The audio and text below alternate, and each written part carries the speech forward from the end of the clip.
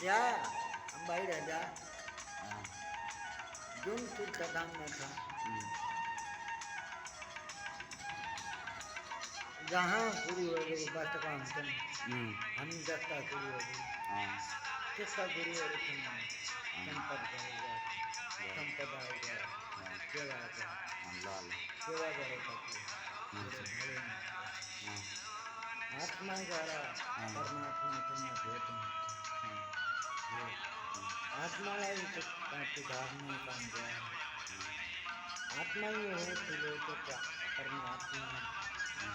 आत्मा परमात्मा मिले वाले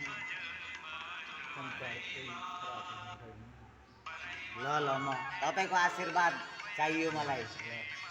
बस पहले आशीर्वाद पाते ही है भेंट गरेको है पहले के खोजेको छु कोही भेट सक्छन् कोही फरक पर्दैन तर आफूले नराम्रो ठाउँमा नजा नराम्रो काममा नहिँड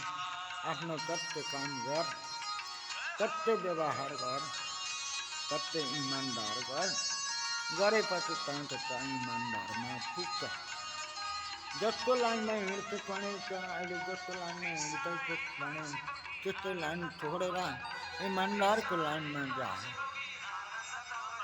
भडादमी मान्छे कस्तो इमान्दार भएर हिँड्छ भने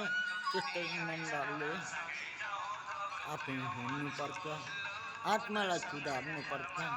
परमात्मासँग मिलाउनु